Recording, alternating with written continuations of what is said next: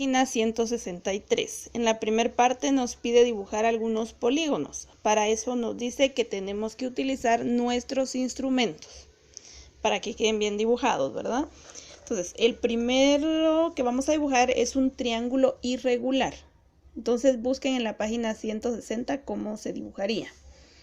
En el inciso B, un pentágono con sus diagonales. Entonces, dibujan el pentágono y marcan cada una de sus diagonales, ¿sí? Sabemos que el pentágono tiene 5 diagonales.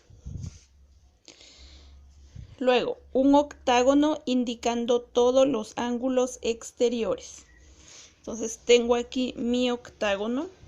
Un ángulo exterior es el que se forma por uno de los lados de la figura, que sería este lado, por ejemplo, y la prolongación de otro de sus lados. Entonces, este ángulo sería un ángulo exterior. Igual acá, este lado con esta prolongación formarían este ángulo exterior. Y así sucesivamente marcan todos los ángulos exteriores.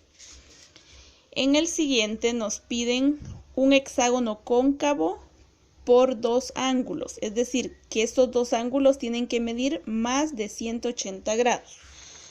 Por ejemplo, esta figura de acá. Si nos damos cuenta, tiene 2 ángulos que miden más de 180. Entonces, más o menos así la van a dibujar. Luego me piden, dibuje un polígono convexo y demuestre que el número de lados, ángulos internos y ángulos centrales es igual o es el mismo. Entonces, dibujamos nuestro polígono y miramos cuántos lados tiene y lo anotamos.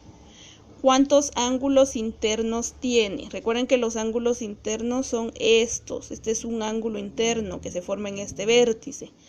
Acá tengo otro ángulo interno, cuento cuántos ángulos internos y lo anoto. Luego, ¿cuántos ángulos centrales? Acordémonos que los ángulos centrales son estos de acá que se forman con el centro, ¿verdad? Entonces los contamos cuántos ángulos centrales hay y lo anotamos y entonces comparamos que tengan la misma cantidad. Y en el F me piden trazar un polígono de más de 3 lados que tenga solo una diagonal. Si nos damos cuenta en la tabla de las diagonales, el cuadrilátero, que es el que menos diagonales tiene, tiene 2. Y las diagonales van aumentando conforme va aumentando el número de lados. Entonces, ¿será que ese polígono de más de 3 lados con una sola diagonal existe? Si existe, lo dibujan. Si no, escriben que no existe, ¿verdad? En el inciso 2, tengo que completar esta información con enunciados correctos. Entonces, la suma de un ángulo interno con su externo siempre es igual a... Veamos, por ejemplo, esta figura. El ángulo interno, como es un cuadrado, mide 90 grados. Este ángulo externo, que se forma por este lado y la prolongación de acá, también mide 90 grados. Entonces, ¿cuánto suman?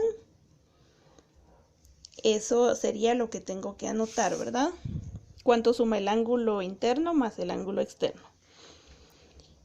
Ahora acá, un polígono regular de 10 lados, ¿cuántas diagonales tiene? Un polígono irregular convexo de 7 lados, ¿cuántas diagonales tiene?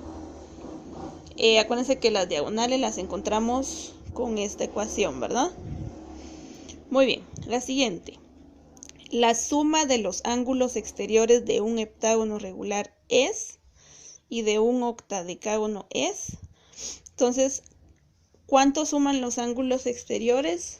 Eso nos lo dicen acá. La suma de los ángulos exteriores es, lo anotamos.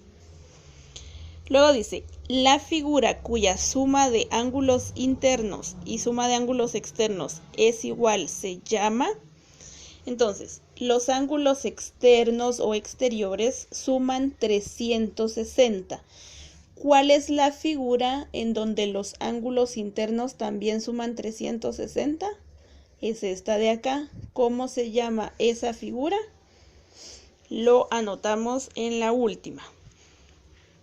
Y en la tercera me dice, el perímetro es la suma de la medida de los lados de un polígono.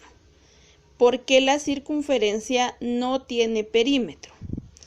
Entonces, ¿será que la circunferencia es un polígono? ¿Será que tiene lados?